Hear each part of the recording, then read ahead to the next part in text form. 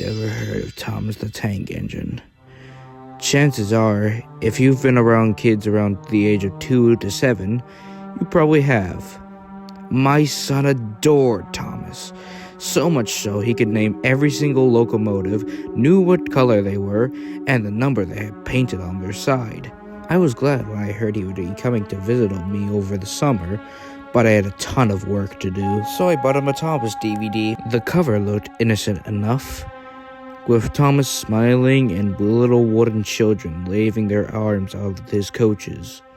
The DVD was called Thomas and the Children. He was ecstatic to see the DVD, and right off the bat asked me to pop it in. I went to work while he watched it.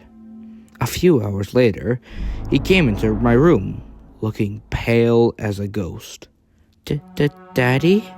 Are you okay? I asked. I touched his forehead and noticed that his temperature has gone up. Why did Thomas kill the children? My heart stank like a stone, but I soon brushed it off. I'm sure Thomas didn't kill the children. Now come on, you need your rest and some medicine. I gently pushed him to his room. Come on now. After putting him to bed, I got curious to what he had seen. I put in the DVD and started watching. There was no main menu, like most DVDs.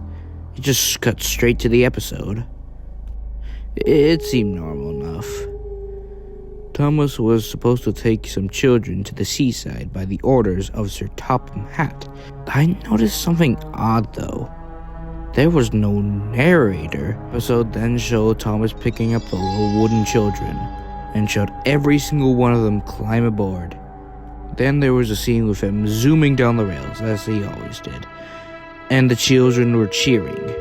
But then there was trouble, as they shared in the show. Bertie was stuck on the level crossing, wailing for someone to help him. This is where the episode took a turn for the worst. Instead of applying his brakes, Thomas, he began to smile. The smile turned into a laugh, and Thomas just started to speed up. Bertie stared at Thomas in fear. The children began to cry, little tears flowing down from their wooden faces. And then Thomas crashed into Bertie, causing pieces of them to go flying everywhere. Usually by now, the narrator would say, luckily, no one was hurt. But there was no reassurance for the kids. And then the episode cut to the inside of a coach. Little wooden limbs have been broken off, and what looked like actual blood had been splattered everywhere. Heads have been ripped off bodies like wooden dolls. And the worst thing, the children had little tears still flowing down from their wooden faces.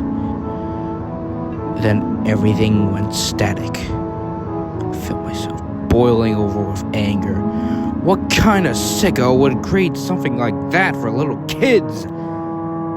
Messages started to appear on screen, like kill, obey, multiply, die.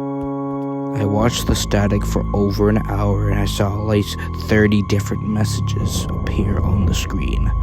I threw it in the garbage after breaking it in half. I would not expose my child to any more of that trash. Before going to sleep myself, I went to check up on my son. He was happily sleeping, snoring, cuddling his teddy. I had nightmares from this. One where the children came into my room, but they were lifelike and as tall as a normal child. Their little wooden limbs pulled me apart as I heard that blasted engine laughing. Now I have woken up, knife in hand, covered in blood, and I'm afraid to check my son's room.